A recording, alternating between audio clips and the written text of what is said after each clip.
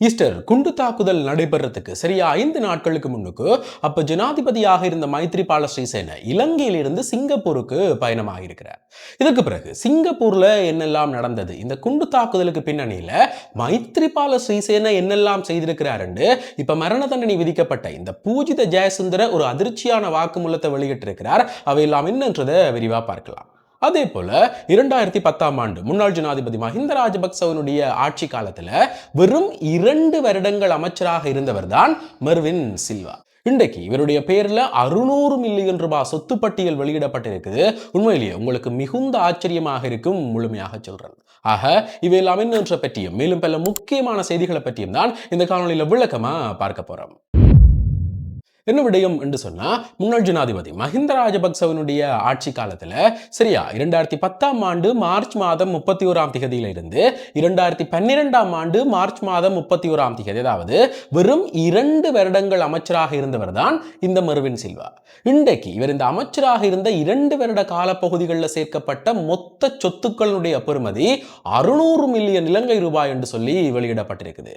இந்த பணத்தை இவர் என்னென்று சேர்த்துக் கொண்டவர், இதற்காக எப்படியான மோசடிகள் ஈடுபட்டவர் என்று எதுவுமே தெரிய வரையில. ஆனா அந்த சொத்துக்களுடைய பட்டியல் வெளியாக இருக்குது. எப்படி என்று சொன்னா, பானேசியா வங்கியினுடைய கொள்ளுப்பட்டி கிளையில மாத்திரமே 18.23 கோடி ரூபாய்க்கு மேற்பட்ட நிலையான வைப்புகள் இருக்குதாம். 10க்கும் மேற்பட்ட நிலையான வைப்புகள் இருக்குது. அதுல ஒரு வைப்புல மட்டுமே 6 கோடி ரூபாய்க்கு மேற்பட்ட பணம் காணப்படுதாம். அதே போல இவருடைய மகனுடைய பெயர், மனைவியினுடைய பெயர், மருமகளினுடைய பெயர் என்று சொல்லி இலங்கையில் இருக்கிற தனியார் நிதி நிறுவனங்கள்ல 200 மில்லியன் ரூபாய்க்கும் அதிகமான பணத்தை இவர் வைப்பு செய்திருக்கிறாராம். அது மட்டும் இல்லாம கொழும்பு 7 குருந்துவத்த பகுதியில 71.3 மில்லியன் ரூபாய் மதிப்பான ஒரு நிலத்தையும், அதே போல ராஜகிரிய பகுதியில 39.2 மில்லியன் ரூபாய் மதிப்பான ஒரு காணியையும், அது மட்டும் இல்லாம கடவத்த பகுதியில 13.7 மில்லியன் ரூபாய் மதிப்பான ஒரு காணியையும் இவருடைய பெயரில் வாங்கியிருக்கிறார். அதே போல இவர் ஆட்சியில இருந்த அந்த 2 வருட காலப்பகுதிக்குள்ள மாத்திரமே 7 வாகனங்களை இவர் கொள்ளணும் செய்திருக்கிறார். எல்லாமே அதிசொகுசான வாகனங்கள். எப்படி என்று சொன்னா, ஒரு போர்ச் ரக சொகுசு காரும், ஒரு ரேஞ்ச் ரோவர் சக சொகுசு வாகனமும், மெர்சிடிஸ் பென்ஸ் ரக சொகுசு காரும், லேண்ட் ரோவர் ரக சொகுசு காரும், அதே போல ஹொண்டாய் ரக சொகுசு வாகனம், மொத்தமாக 7 அதிசொகுசு வாகனங்களை இவர் பெற்றிருக்கிறார். அது மட்டும் இல்லாம இவர் இந்த ஆட்சியில் இருந்திருக்கக்கூடிய 2 வருட கால பகுதிகளில் இவருடைய கடன் அட்டை, அதே போல இவருடைய இதர செலவுகள் என்று சொல்லி இவருடைய செலவு கணக்கு மாத்திரமே 100 கோடி ரூபாய் என்று சொல்லப்பட்டிருக்குது.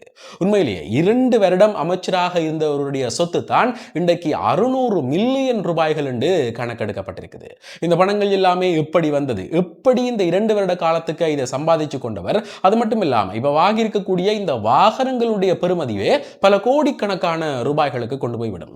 ஆக இது எல்லாமே எப்படி வந்தது என்று சொல்லி இப்ப நீதிமன்றத்தில் ஒரு வழக்கு தாக்கல் செய்யப்பட்டு அந்த வழக்கு விசாரணைகள் இந்த மாதம் ஆகஸ்ட் மாதம் 20ஆம் திகதியில இருந்து ஆரம்பமாக போகுது. இதற்கு பின்னணியில எப்படியான புதிய கதைகள் இவருடைய தரப்பில் இருந்து வெளியாக போகுது, அல்ல என்ன தண்டனைகளை எதிர்கொள்ள போகிறார் என்றதை பொறுத்திருந்துதான் பார்க்கணும். இப்படி இருக்கும்போதுதான் அண்மையில் கடந்த 2 நாட்களுக்கு முன்னுக்கு இந்த உயிர்த்த ஞாயிறு குண்டு தாக்குதல் வழக்கில் மரண தண்டனை விதிக்கப்பட்ட இந்த முன்னாள் போலீஸ் மா அதிபர் பூஜித் ஜெயசுந்தர இந்த மைத்ரிபால ஸ்ரீசேனவை பற்றி பல உண்மைகளை வெளியிட்டிருக்கிறார். அவர் ஆட்சியில் இருந்த போது என்ன செய்தவர், இந்த குண்டு தாக்குதலுக்கு பிறகு என்னெல்லாம் நடந்தது என்று சொல்லி பயங்கரமான தகவல்கள் வெளிவந்திருக்குது. அதுல முதலாவது, இந்த குண்டு தாக்குதல் நடைபெறத்துக்கு சரியா 5 நாட்களுக்கு முன்னுக்கு, அதாவது ஏப்ரல் மாதம் 16ஆம் திகதி இந்த மைத்ரிபால ஸ்ரீசேன இலங்கையிலிருந்து சிங்கப்பூருக்கு பயணமாக இருக்கிறார். எந்த விதமான அரச உத்தியோகபூர்வமான பயணங்களும் கிடையாது, என்னுடைய தனிப்பட்ட பயணம் என்று சொல்லி அவர் இலங்கையிலிருந்து சிங்கப்பூருக்கு போயிருக்கிறார். இருந்தாலும் இந்த சமயத்தில் அவர் எந்த விதமான பதில் பாதுகாப்பு அமைச்சர்களையும் நியமிக்கலை என்று சொல்லி ஒரு பகிரங்கமான குற்றச்சாட்டு முன்வைக்கப்பட்டிருக்குது. இதால இந்த பாதுகாப்பு காரணங்கள் சார்ந்து எந்த விதமான முடிவுகளையுமே நாங்கள் எடுக்கலை என்றும் சொல்லப்பட்டிருக்குது. இப்படி இருக்கும்போதுதான் இந்த ஏப்ரல் மாதம் 20ஆம் திகதி, அதாவது இந்த குண்டு தாக்குதல் நடைபெற மாதத்துக்கு முதலாவது தினம் மாலை 5:30 மணி அளவில் நிலந்த ஜெயவர்த்தன வாழ இந்த பூஜித ஜெயசுந்தரவுக்கு நாளைக்கு 21ஆம் தேதி ஒரு குண்டு தாக்குதல் நடைபெற போகுது. அதுவும் தேவாலயங்களை இலக்கு வச்சு இந்த குண்டு தாக்குதல் இடம்பெற போகுது என்று சொல்லி ஒரு புலனாய்வு தகவல் வழங்கப்பட்டிருக்குது. இந்த விடயத்தை உடனடியாக இவர் சிங்கப்பூர்ல இருந்த மைத்ரிபால ஸ்ரீசேனவுக்கு தெரிவிச்சிருக்கிறார். ஆனா அவர்கிட்ட இருந்து எந்த விதமான பதில்களும் வெளியாகலை என்று சொல்லப்பட்டிருக்குது. அதற்கான ஆதாரமாக வாட்ஸ்அப் தகவல்கள் கூட சான்றப்படுத்தப்பட்டிருக்குது. அதாவது வாட்ஸ்அப்ல இவர் இந்த மைத்ரிபால ஸ்ரீசேனவுக்கு தகவல் சொல்லி இருக்கிறார். ஆனா அதை பார்த்து விட்டு இவர் பதில் சொல்லலை என்று சொல்லப்பட்டிருக்குது. இதால நாங்கள் எந்த விதமான நடவடிக்கையும் எடுக்கல. அடுத்த நாள் வெற்றிகரமா இந்த குண்டு தாக்குதல் இடம்பெற்றிருக்குது. இதற்கு பிறகு இவர் சிங்கப்பூர்ல இருந்து இலங்கைக்கு திரும்பின பிறகும் மைத்ரிபால ஸ்ரீசேன இந்த தாக்குதல் விசாரணைகளை ஒரு பக்கச்சார்பாகத்தான் கொண்டு போயிருக்கிறார். அதுல அவர் எங்களை குற்றம் சுமத்துறதுல தான் காரணமாக இருந்தவர். இப்ப எங்கள் 2 பேருக்கும், அதாவது இந்த பூஜித ஜெயசுந்தரவுக்கும் அதே போல ஹேமஸ்ரீ பெர்னாண்டோவுக்கும் இந்த மரண தண்டனை விதிக்கப்பட்ட விடயம் மைத்ரிபால ஸ்ரீசேனவுக்கு மிகுந்த மகிழ்ச்சியாக இருக்கும். ஏனென்று சொன்னா எங்கள் 2 பேருக்கும் தான் உண்மை என்னென்று தெரியும் என்று சொல்லி நீதிமன்றத்தில் நீதிபதிக்கு முன்னிலையில வைத்து இந்த பூஜித் ஜெயசுந்தர ஒரு வாக்குமூலம் அளிச்சிருக்கிறார். உண்மையிலேயே அடுத்து வரப்போகிற விசாரணைகள்ல இந்த மைத்ரிபால ஸ்ரீசேன அதே போல இந்த கோட்டாபாய ராஜபக்சவுக்கு எதிராக பல ஆதாரங்கள் முன்வைக்கப்பட போகுது. எப்படியான விடயங்கள் வெளியாக போகுது, என்னென்ன நடவடிக்கைகள் எடுக்கப்பட போகுது என்றதை பொறுத்திருந்து தான் பார்க்கணும். இப்படி இருக்கும்போதுதான் நேற்றைய தினம் மகரகம சிறைச்சாலையில் இடம்பெற்றிருக்கக்கூடிய மோதல் சம்பவம் தொடர்பில் இன்றைக்கு நீதியமைச்சர் ஹர்ஷன நாணயக்கார ஒரு அறிவிப்பை வெளியிட்டிருக்கிறார். இதுல என்ன சொல்லியிருக்கிறார் என்று சொன்னா, இந்த நீர்கொழும்பு சிறைச்சாலையில் இடம்பெற்ற மோதலும் அதே போல நேற்றைய தினம் மகரகம சிறைச்சாலையில் இடம்பெற்ற மோதலும் முற்றிலுமாக வேறுபட்டது. நீர்கொழும்பு சிறைச்சாலையில் நடைபெற்ற சம்பவம் கைதிகளுக்கு இடையிலான மோதல். ஆனா மகரகம சிறைச்சாலை சம்பவம் இந்த கைதிகள் சிறைச்சாலை அதிகாரிகளை எதிர்த்து செய்த ஒரு விடயம் என்று பகிரங்கப்படுத்தியிருக்கிறார்.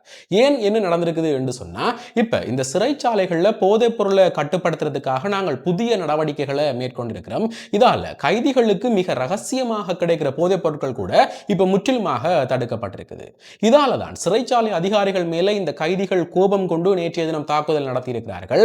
அதுல ஒருவர் உயிரிழந்திருக்கிறார். அதே போல சிறைச்சாலையினுடைய பல இடங்கள், உணவு பரிமாறப்படுற இடங்கள், அதே போல முன்பக்க கூடங்கள் என்று சொல்லி பலது முற்றிலுமாக எரிந்து நாசமாக இருக்குது. இருந்தாலும் அதிகப்படியான படையினருடைய உதவியோட சகல கைதிகளுமே மீளவும் சிறைச்சாலை கூடங்களுக்கு அனுப்பி வைக்கப்பட்டிருக்கிறார்கள். இப்ப சிறைச்சாலை அவர்களுக்கான உணவுகள் வழங்கப்பட்டு வழமையான செயற்பாடாக மாற்றப்பட்டிருக்குது. நேற்றைய தினம் இரவு விதிக்கப்பட்டிருந்த ஊரடங்கு உத்தரவும் முழுமையாக தளர்வு நிலைக்கு வருது என்று சொல்லி நீதியமைச்சர் ஹர்ஷன நாணயக்கார தகவல் வெளியிட்டிருக்கிறார். இப்படி இருக்கும்போதுதான் இப்ப இலங்கையிலிருந்து வெளிநாடுகளுக்கு பயணங்களை மேற்கொள்ளக்கூடிய பயணிகளுக்கு, சுற்றுலா பயணிகளுக்கு என்று சொல்லி மிக முக்கியமான ஒரு அறிவித்தல் வெளியாக இருக்குது. என்ன சொல்லப்பட்டிருக்குது என்று சொன்னா, நீங்கள் யாரும் எக்காரணம் கொண்டும் இலங்கையிலிருந்து பயணங்களை மேற்கொள்ளும் போது உதவிக்காக இன்னும் ஒருவருடைய பயணப்பதியை கொண்டு செல்றது, அதே போல வேறொரு நாட்டில் இருக்கிறவருக்கு நாங்கள் ஒப்படைக்கிறதுக்காக கொண்டு போறோம் என்று சொல்லி யார்கிட்ட இருந்தும் எக்காரணம் கொண்டும் எந்த விதமான பயண பொதிகளையுமே வாங்க வேண்டாம் என்று சொல்லி இன்றைக்கு இலங்கையினுடைய போலீஸ் தரப்புல இருந்து எச்சரிக்கப்பட்டிருக்குது. இப்படி இலங்கையிலிருந்து வேறு நாடுகளுக்கு போதைப் பொருட்களை கடத்தக்கூடிய நபர்கள் தங்களுடைய உறவினர்கள், நண்பர்கள், தெரிஞ்சவர்கள், அவர்களுக்கு தெரிஞ்சவர்கள் என்று சொல்லி அவர்கள்ட்ட மிக ரகசியமாக இந்த பொதிகளை கொடுத்து விடுறதாகவும் அதன் மூலமாக அப்பாவி மக்கள் பாதிக்கப்படுறதாகவும் சொல்லப்பட்டிருக்குது. இதே குற்றச்சாட்டுக்குள்ள இப்ப பலர் கைது செய்யப்பட்டிருக்கிறார்கள். இதால நீங்கள் யாருமே விமான நிலையத்தில் வைத்து உங்களுக்கு தெரிந்தவர்களோ தெரியாதவர்களோ யார்கிட்ட இருந்தும் எந்த விதமான பொதிகளையுமே வாங்கி கொண்டு செல்ல வேண்டாம் என்று எச்சரிக்கப்பட்டிருக்குது. ஆக இந்த விடயங்கள் தொடர்பில் உங்களுடைய கருத்துக்கள் என்னன்றதை மறக்காம கமெண்ட்ஸ்ல சொல்லுங்க. இதே போல மேலும் ஒரு முக்கியமான பிரயோசனமான தகவலோட இன்னும் ஒரு காணொளியில் சந்திக்கிறேன். நன்றி.